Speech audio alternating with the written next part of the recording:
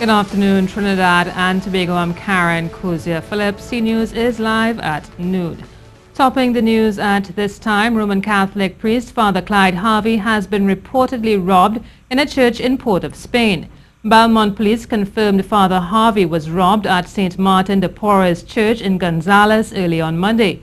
Father Harvey was reportedly praying at the church at 5 a.m. when armed bandits stormed the church and staged a robbery.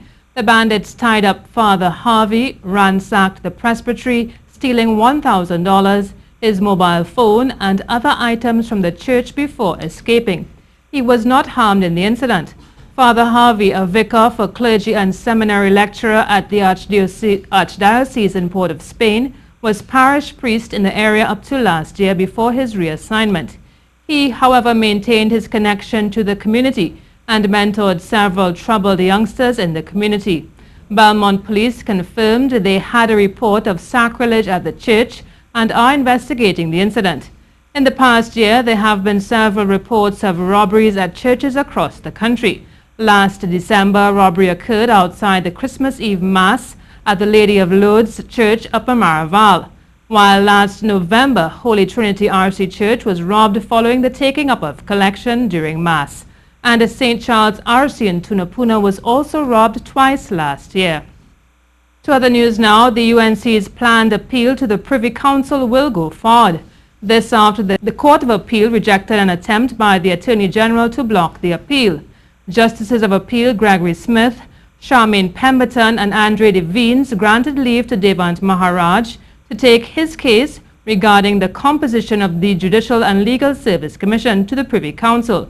The court accepted submissions from Anand Ramlogan SC that the claim was of immense constitutional and public importance and that the issues raised were both meritorious and arguable.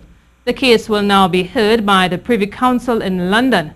Maharaj said he intends to ask the Privy Council for an expedited hearing of his appeal. To some crime news now, the murder toll continues to rise as a San Juan man was gunned down early on Monday. Leroy Harry of Ward Lane, El Socorro, was with friends on Mirage Street shortly before 1 a.m. when a vehicle drove alongside the group. The occupants opened fire upon them. Harry suffered multiple gunshot wounds as a result. He died at the scene of the shooting. A man was shot on Nelson Street, Port of Spain last night. Reports are at around 7:30, Kareem Joseph of Cuevado Circular East Dry River was confronted by a gunman and shot. He was taken to the Port of Spain General Hospital where he was pronounced dead. He was the fourth person killed within 36 hours, spanning Saturday night into Sunday. Early on Sunday, the bullet-riddled body of Nigel Fraser, also known as Nitro, was found at Sawmill Avenue. On Saturday night, Christopher Walker from O'Meara Road, Arima, was fatally shot while at a friend's home at New McNair Trace, Chinchin, Cunupia. He died at hospital on Sunday morning. And earlier on Saturday, Terence Ramden, also known as DJ Popskull, was shot dead at 7th Avenue Malik at 4 a.m. after he went to borrow a laptop from a friend. Trinidad and Tobago has a mental health problem which contributes to high suicide rates across every age range. This was confirmed by psychologist Dr. Khatija Khan. This after a joint select committee was told last week that 400 school children are said to be on suicide watch. We have the third highest rate in the Caribbean, one of the higher rates worldwide. We're ranked 40th in the world. So this is something that affects our population across the age range. She said, however, there are signs that you should look for among children.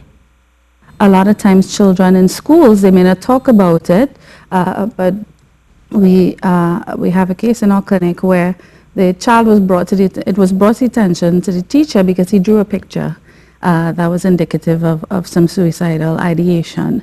So there are different things you can look for in terms of their thoughts, what they say, what they draw, what they speak about. This is a C News Live report at noon. Remember, you can keep up to date with all the latest news on our website at ctvtt.com, or you can check out our Facebook and Twitter pages at C News Live.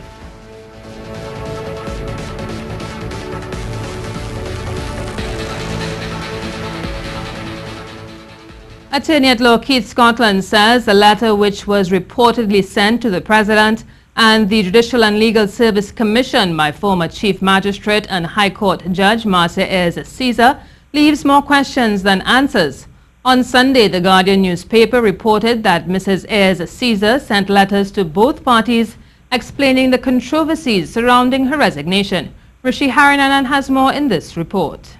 According to the report, in the letter sent to President Anthony Carmona and the Judicial and Legal Service Commission on May 19th, Mrs. Marcia Ayres-Caesar said her removal as a High Court judge was unlawful and unconstitutional as she was put under pressure to resign.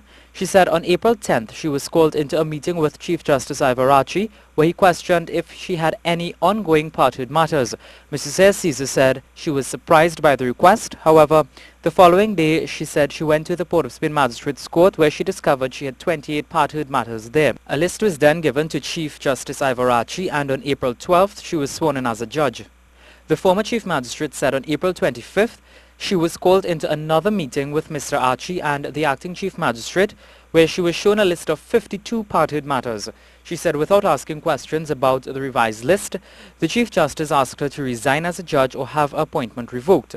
She explained the resignation letter was already prepared and a meeting with President Carmona for her to present the letter was already planned. Mrs. Ayres-Caesar said she signed the letter as she was unable to get legal advice before she did that. Speaking with C News on the matter, Attorney at Law Keith Scotland questioned why the resignation if she did nothing wrong. The letter seems to my mind, and respectfully, to create more questions than answers, and it puts into sharp focus the conduct, of the former chief magistrate when all of this transpired. If you have done nothing wrong, why would you resign? He said it is not for her to say if the resignation has any merit. The record will bear that out, wouldn't it? If there were 12, 14, how many cases that is something that is verifiable by empirical evidence, isn't that so? He said this matter needs to be put to rest. The first step in moving forward is to resolve the issue of dealing with those 53 parties. And there are people that due to no fault of their own, persons who can't get bail, whose matters were parted near or nearer to a point of completion, may have to start all over again. C News contacted the president of the Law Association for comment on the matter, but declined to speak on it at this time. Rishi Harinanan, C News. Very soon, Prime Minister Dr. Keith Rowley will be visiting constituencies across the country to hear the concerns of the people. This as he called on PNM party members to hold their representatives accountable while working with them to continue building Trinidad and Tobago. After Labor Day, I'll be coming out to meet you in the constituencies on a regular basis. And on that score, we will then mark the cards of everyone. And we will continue to assume responsibility for Trinidad and Tobago. Because without Trinidad and Tobago, without the PNM, crapo, smoke, we pipe. Let's take a look now at your weather report. Trinidad and Tobago this afternoon, partly cloudy periods, becoming cloudy at times with light to moderate showers. Seas are moderate with waves 2 meters occasionally, 2.5 meters in open waters, and near 1 meter in sheltered areas. Former British High Commissioner to Trinidad and Tobago believes the country should keep one eye open for changing trade markets in the wake of the UK general election last week. He says the election result may have pushed the possibility of Brexit closer to reality. In terms of the bigger changes which we might expect would be whether or not, if Britain chooses to leave the EU, which seems to be on the cards, will that, for example, lead to new trading arrangements with Commonwealth countries such as Trinidad and Tobago? So would you have a new, for example, maybe there'll be a new free trade deal, maybe it'll be easier for producers of agricultural products or food products in Trinidad to export them to the UK. But he says this may be very slow to happen. Getting round to making arrangements that are advantageous to the Caribbean will take a lot of time, so I don't think it will be advantageous. But to come back to this election, and I think that's an important point, this election has massively undermined the authority of Theresa May and her party, the Conservatives. And they were the ones pushing for this so-called hard Brexit, which pushes us outside of the existing trading arrangements. To some entertainment news now, a Trinidad and Tobago national has landed a role in Marvel's Black Panther movie. The movie unleashed its trailer on Friday, showing a clip of Tobago-born Winston Duke in his role as supervillain M'Baku. M'Baku, also known as Man-Ape, is regarded as a great warrior in the comic book series. The actor migrated to the U.S. at a young age and later earned a Master of Fine Arts from Yale School of Drama. Winston Duke has appeared in U.S. TV series such as Person of Interest and Law and Order Special Victims Unit. Marvel's Black Panther will hit cinema screens in 2018. The Green Market Santa Cruz hosted the first Latin Food Festival on Sunday, offering everything from food and beverages to live music and arts and craft. The event was held to provide quality family time as well as raise money for a charitable cause. Reporter Marie Hull was there and she files this report. Tasty cuisines from various Latin American countries were on display on Sunday, showcasing their colorful culture and history. At the first Latin Food Festival held at the Green Market in Santa Cruz, various vendors got the chance to show off each country's unique culture live. We have Mexican, we have Venezuelan, we have here Puerto Rican, Dominican Republic. We're trying to put together all the different nationalities and flavors from in the Caribbean here, from the different countries of Latin America. Rafael Martinez, owner of the business De Pan, said part of the proceeds from the event will be assisting his wife's cancer treatment. My wife Giselle, she's a patient with cancer lymphoma, and she needs a bone marrow transplant to be done around September, October. It's a quite expensive operation and cannot be done here in Trinidad. That's why we're raising the funds. She had to travel, maybe Colombia, to get the transplant done. We spoke to this man while he was enjoying his chicken taco. It's unbelievable good. No, it's not, but it's pretty high up there as far as the best taco I've ever had. Dance performances and live bands at the festival surely kept the energy high for patrons.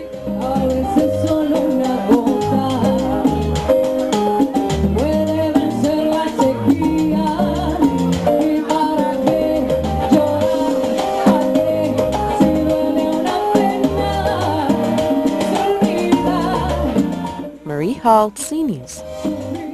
Well, some good news now. The Trinidad leg of the 2017 edition of the Caribbean Premier League could be held at the Brian Lara Stadium. This from Prime Minister Dr. Keith Rowley as he spoke with party supporters at a PNM Family Day at the Eddie Hart grounds on Sunday. I want to appeal to the sports administrators in cricket and those of you who take part in cricket to remember that that facility came to us at tremendous cost to the people of Trinidad and Tobago. As I speak to you now, our negotiators have been in discussions with the CPL, and it is quite possible that we may be hosting the CPL tournament at that venue and other venues. Highlighting the issues facing West Indies cricket, Dr. Rowley said Trinidad and Tobago can help develop the game in the region.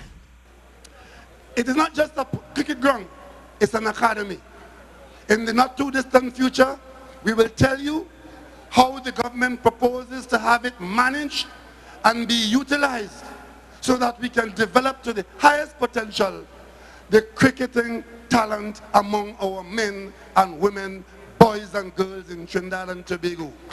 And notwithstanding the nonsense that's going on now at West Indies cricket level at the top, we believe that at the base we can strengthen West Indies cricket starting right here in Trinidad and Tobago.